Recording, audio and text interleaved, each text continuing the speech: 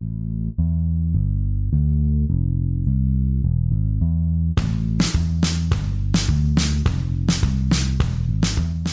hola, bienvenidos a Latinizando Noticias y al primer episodio de 2024.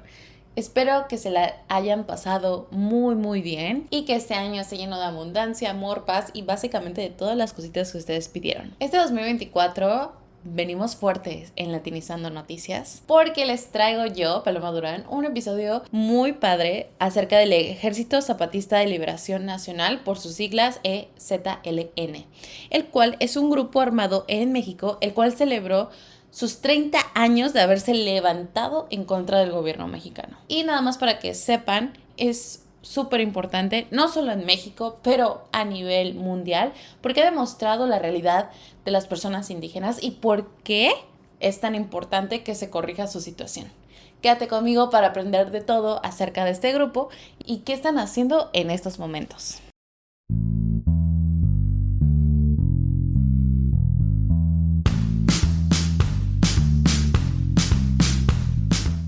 Como les dije en un principio, acaban de celebrar 30 años, 3 decaditas de que se levantaron en armas. Y nada más porque es súper importante y tiene mucha historia este conflicto y el grupo, les voy a contar todo, porque aquí yo sí les traigo completa la historia. Y es que hace 30 años, el primer día de enero de 1994, o sea, literal, yo lo estoy grabando este episodio el 1 de enero, entonces sí, son 30 años. Un ejército lleno de indígenas bajaron de las montañas de Chiapas armados con viejos fusiles y machetes. Los indígenas tenían la cara tapada y estaban ocultos como tras paliacates rojos.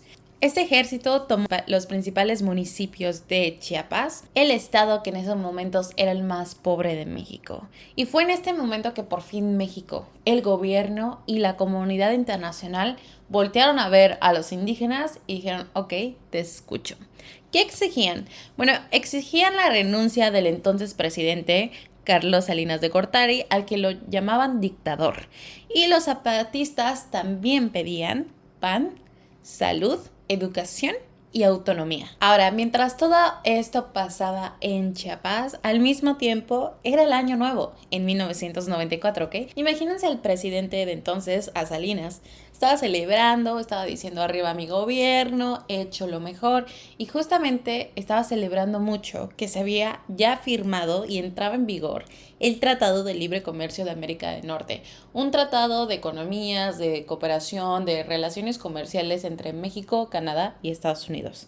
Y eso ponía a México como, ya saben, como al nivel de ellos, que ya estaba modernizado, que ya era una potencia y chalala. Entonces, cuando el presidente está celebrando, le avisan, oye, se levantaron en armas unos indígenas en Chiapas, pero nadie sabía bien quiénes eran o qué querían.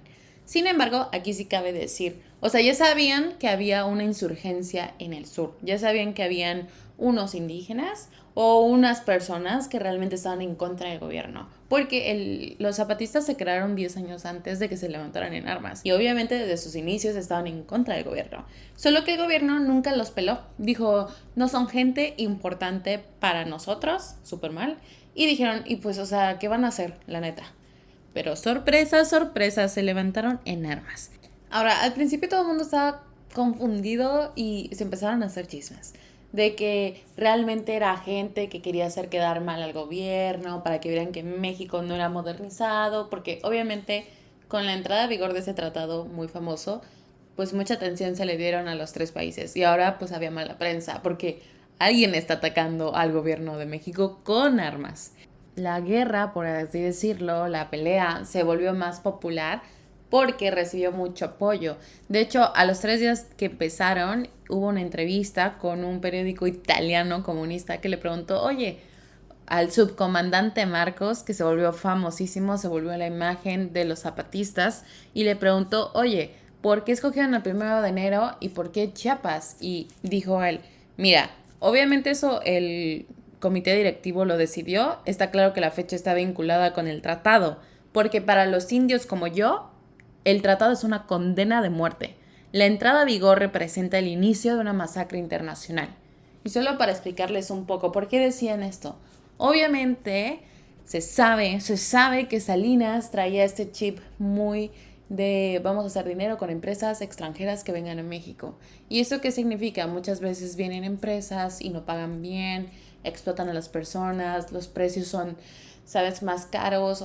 Hay gente que no le va a convenir, o sea, un tratado, ¿saben? O sea, y eso pasa. Y obviamente, como podrán ver, el gobierno mexicano ignoraba a sus personas indígenas. Entonces, obviamente, iban ahora no solo ser ignorados por México, pero por otros dos países que iban a tener como un decidir en sus tierras. Y eso era lo que molestaba. Después de que ellos tomaron Chiapas, el ejército mexicano dijo, vamos a contraatacar. Y durante varias semanas hubo como un derrame de sangre y Chiapas sí se volvió como el centro de una guerra.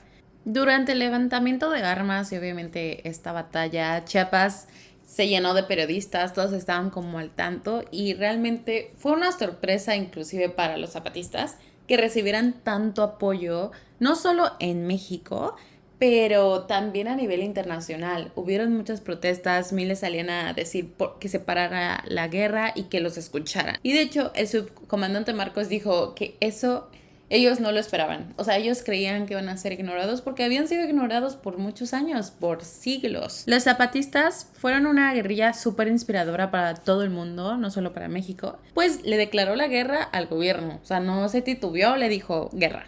Pero dijo, ¿sabes qué? Respetando la Convención de Ginebra. Y estas son como reglas que tienen que haber en una guerra, vaya. Es de que no matarás a niños, no torturarás, cosillas así. Mientras el gobierno quería poner como a México como potencia, pues obviamente estaba todo este drama.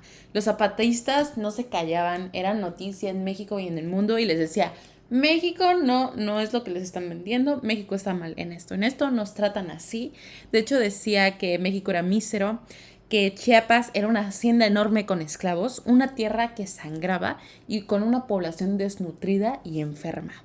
Obviamente haciendo quedar a México súper mal. El gobierno, de hecho, empezó a quedar mucho peor después del 12 de enero. O sea, ya habían pasado 12 días de que se levantaron en armas. Porque dijo, ¿saben qué vamos a hacer? Vamos a bombardear a la población civil y hacer unos crímenes de guerra diciendo que estamos peleando contra los zapatistas.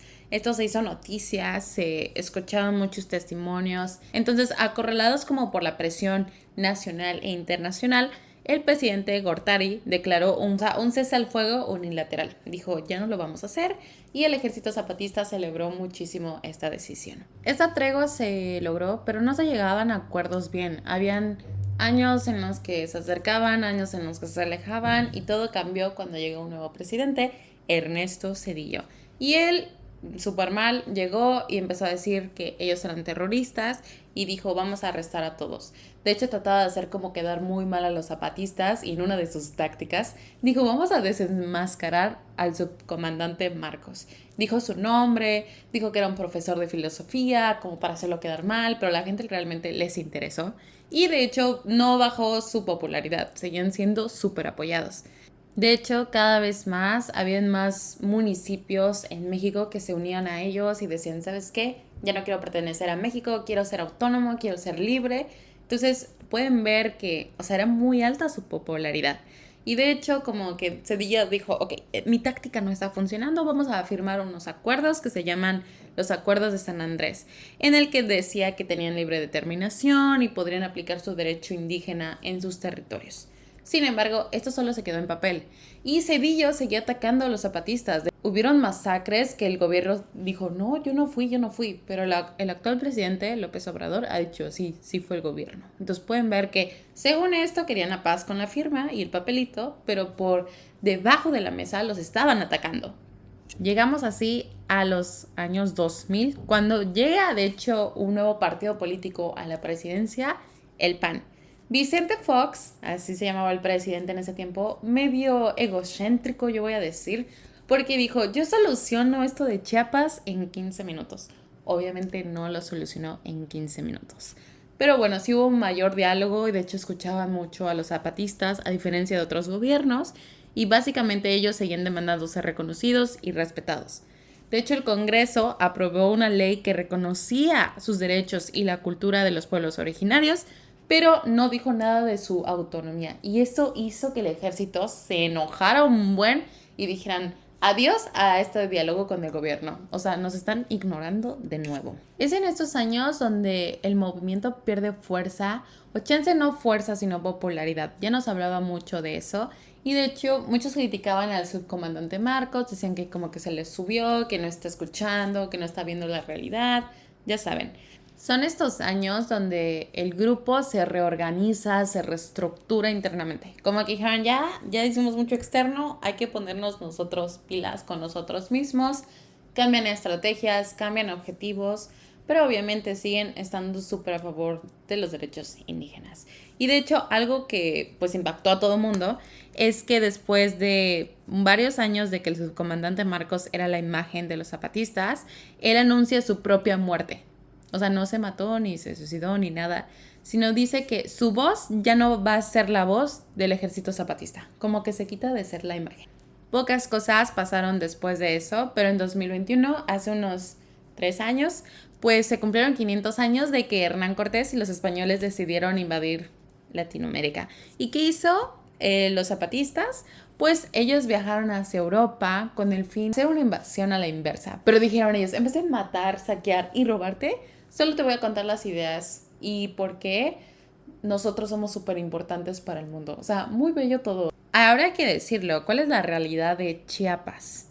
Pues Chiapas no ha mejorado. Realmente se puso en el mapa sus carencias, lo que le faltaba, los enojos que hay, pero sigue siendo un lugar donde más del 75% de su población vive en condiciones de máxima pobreza. Es un lugar donde hay mucha violencia y sobre todo ha incrementado porque recientemente los narcos han buscado nuevas rutas hacia Sudamérica y han escogido Chiapas. Entonces hay mucho derrame, hay mucha violencia y hay mucha inseguridad. Sin embargo, esto no ha hecho que los zapatistas como que pierdan cierto control allá. De hecho, están muy fuertes, o sea, siguen teniendo cierta autoridad. Sin embargo, como les dije, el crimen organizado está tan agudo que ellos han dicho que podría haber una nueva guerra civil. O sea, ellos se podrían levantar de nuevo en armas contra todo lo que está pasando, sobre todo porque el gobierno no está haciendo nada. Y lo más actual que ha pasado es que recientemente, como les dije, cumplieron su 40 aniversario de que se crearon, o sea, el movimiento zapatista, y 30 años de que se levantaron en armas contra el gobierno. El año pasado regresaron un poquito más a las noticias, primero